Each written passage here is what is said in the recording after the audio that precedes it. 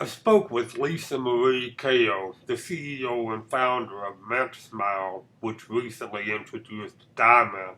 This is a toothpaste designed for patients who have had cosmetic dentistry. Kao is a dental hygienist in New York City, and I asked her why she developed the toothpaste.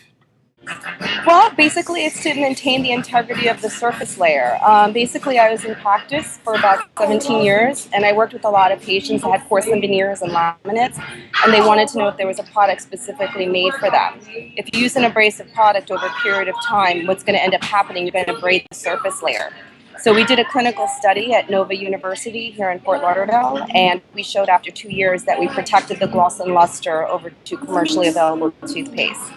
So it was actually patients were asking for a product that was specific to porcelain and bonding, anything that was cosmetic, because they spend a lot of money on these procedures. An abstract on the toothpaste was presented at the American Association for Dental Research meeting, and the study will be published in the Journal of Dental Research. I asked her about the research performed on Diamynt. What was presented at the ADR meeting, we showed a fluoride and xylitol study, and basically what it did was we showed less lesion depth reduction, and we had the same availability as a commercially available toothpaste. And then we also showed the porcelain and bonding that we actually kept after 2 years, that we actually preserved the gloss layer of the porcelain and the bonding. We tested it on the V8 cross-brushing machine. And then what ended up happening, we tested with Crest and Super Smile. And after 2 year simulation, we showed that there was still gloss intact on the porcelain and bonding, the composites, as opposed to the other two, which already showed a slight surface abrasion wear. So we did 2 studies. There were 2 clinical studies done. One was for porcelain and composite study, and the second study contained fluoride and xylitol. So we used one product, which was Diamynt, we used Aquafresh, and we used GlaxoSmithKline, and we showed that we were the same commercially available in fighting decay as a commercially available toothpaste. As mentioned, Kao is a dental hygienist. We talked about her efforts to develop this toothpaste for cosmetic dental patients. Okay, so basically what I did was I interviewed ceramics technicians, and I was wanting to see what they were using to keep their porcelain beautiful. And I also did some research from basic research studies at PubMed to see exactly what was put into areas of preserving the porcelain.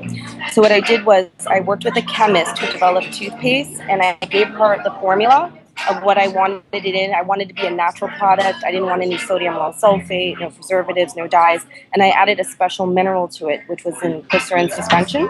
And basically what we did was she put the prototype together, and then after we put the prototype together, we gave it to the university to do the study. And Dr. Garcia Godoy said it was very good. He said you should get a patent on it. And it's just a way of having patients rethink, when they have all these procedures done, something to preserve it.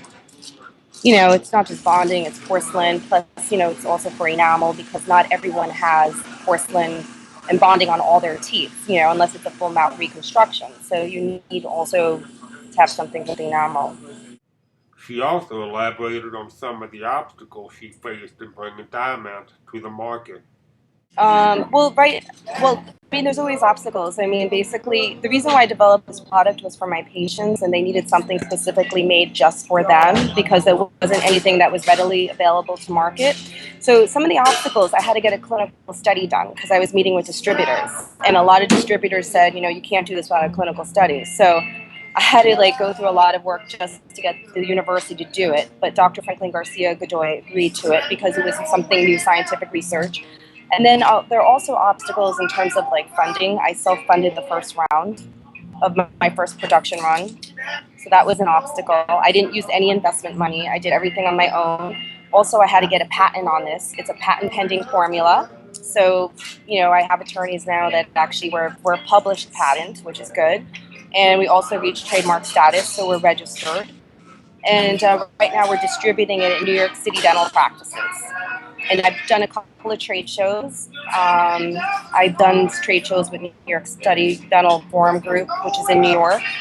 And that's it. It's just working every day, and I want to develop more products. I want to do product line extensions as well for your cosmetic patients. You can find out more about Diamynt at the company website.